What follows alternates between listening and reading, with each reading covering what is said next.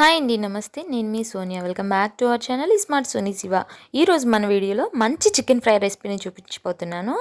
ఇలాంటి chicken fry కాదండి, ముక్క నోట్లో పెట్టుకుంటే స్పైసీగా జ్యూసీగా మైండ్ బ్లాక్ అవ్వాల్సిందే. ఈ చికెన్ ఫ్రైలో తక్కువ మసాలాలతో కేవలం ఎండుమిర్చి పేస్ట్తో చికెన్ ఫ్రైని చేసుకోబోతున్నాం. చాలా టేస్టీగా ఉంటుంది. మీరు కూడా తప్పకుండా ఈ వీడియో చూసి ట్రై చేసేయండి. ప్రాసెస్లోకి వెళ్ళిపోదాం పదండి. ముందుగా నేను ఇక్కడ ఒక హాఫ్ కేజీ చికెన్ని తీసుకున్నాను. చికెన్ని శుభ్రంగా వాష్ చేసేసుకున్నాను. నేను ఇక్కడ బోన్స్తో సహా తీసుకున్నాను. మీరు బోన్లెస్ అయినా కూడా తీసుకోవచ్చు అనమాట. ఇప్పుడు స్టవ్ మీద బాండీ పెట్టేసుకుని అందులోకి ఒక 3-4 టేబుల్ స్పూన్ల దాకా ఆయిల్ వేసుకోండి. ఆయిల్ కొంచెం ఎక్కువే పడుతుంది అనమాట ఫ్రై కాబట్టి. ముందుగా క్లీన్ చేసి పెట్టుకున్న చికెన్ని వేసేసుకొని హై ఫ్లేమ్లో ఫ్రై చేసుకోవాలి. మీకు ఇక్కడ ఒక చిన్న టిప్ చెప్తానండి. చికెన్ వేసాక హై ఫ్లేమ్లో 2 నిమిషాలు బాగా ఫ్రై చేయిస్తే అప్పుడు ముక్క అనేది గట్టిపడకుండా సాఫ్ట్గా జ్యూసీగా ఉంటుంది.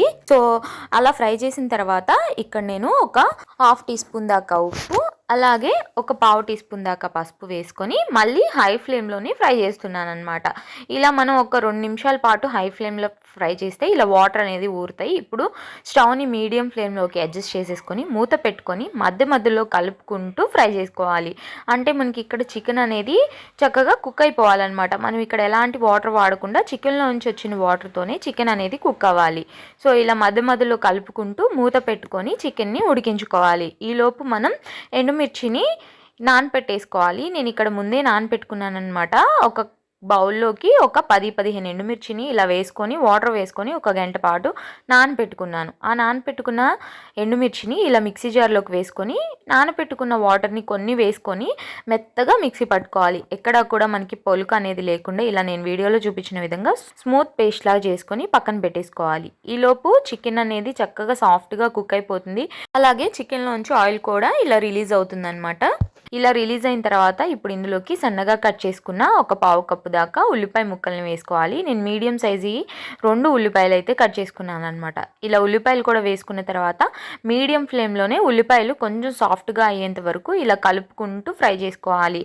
చక్కగా ఇలా ఒక 2 నిమిషాల పాటు ఫ్రై చేసుకుంటే మనకి ఉల్లిపాయలు అనేది ఇలా సాఫ్ట్గా ఫ్రై అయిపోతాయి అనమాట. ఇప్పుడు ఇందులోకి ఫ్రెష్గా దంచుకున్న అల్లం వెల్లుల్లి పేస్ట్ని ఒక 1 టేబుల్ స్పూన్ దాకా వేసేసుకోండి. వేసుకున్న తర్వాత అల్లం వెల్లుల్లి పేస్ట్లోంచి పచ్చి వాసన పోయేంత వరకు ఫ్రై చేసుకోవాలి. అల్లం వెల్లుల్లి పేస్ట్ వేసుకున్న తర్వాత స్టవ్ని సిమ్లోకి అడ్జస్ట్ చేసేసుకోవాలి. అడ్జస్ట్ చేసుకొని చక్కగా ఎర్రగా ఇలా ఫ్రై అయ్యేంత వరకు ఫ్రై చేసుకోవాలి. ఇలా పచ్చివాసన అంతా పోయి ఫ్రై అయిన తర్వాత ఇప్పుడు ఇందులోకి ముందుగా నానబెట్టి మిక్సీ పట్టుకున్న ఎండుమిర్చి పేస్ట్ని కూడా వేసేసుకోవాలి.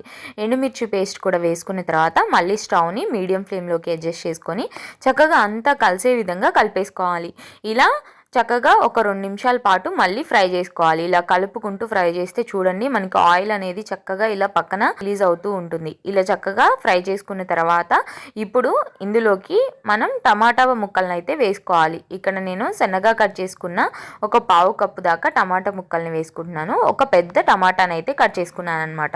టమాటా ముక్కలు కూడా వేసుకున్న తర్వాత ఇలా చక్కగా ఫ్రై చేసుకోవాలి. ఇక్కడ మీకు ఒక టిప్ చెప్తానండి.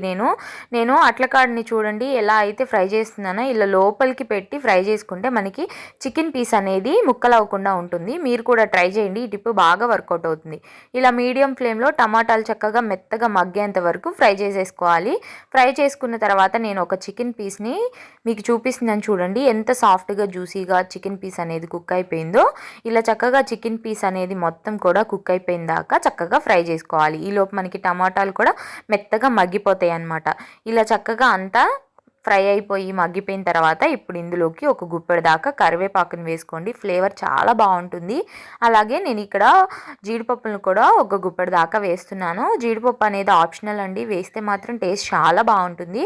ఇవి కూడా వేసుకున్న తర్వాత ఒక 1/2 నిమిషం పాటు మీడియం ఫ్లేమ్లోనే ఫ్రై చేసుకోవాలి. ఇలా చక్కగా జీడిపప్పు కరివేపాకు కొంచెం క్రిస్పీగా అయ్యేంత వరకు ఇలా ఫ్రై చేసుకోవాలి. ఇప్పుడు ఇందులోకి మనం ఎండుమిర్చి వేసాం కాబట్టి చాలా స్పైసీగా ఉంటుంది. కొంచెం ఆ స్పైస్ లెవెల్స్ని బ్యాలెన్స్ చేయడానికి ఇక్కడ నేను ఒక 1 టీ స్పూన్ దాకా నెయ్యిని అయితే యాడ్ చేస్తున్నాను. నెయ్యిని వేసిన తర్వాత మరొక 1/2 నిమిషం పాటు ఫ్రై చేస్తే ఇలా కలర్ అనేది టర్న్ అవుట్ అవుతుంది. ఇప్పుడు ఇందులోకి మసాలాలు వేసుకోవాలి. మీకు నెయ్యి ఇష్టం లేకపోతే మీకు బాగా స్పైసీగా కావాలంటే నెయ్యిని వేసుకోవద్దు, స్కిప్ చేసేయండి.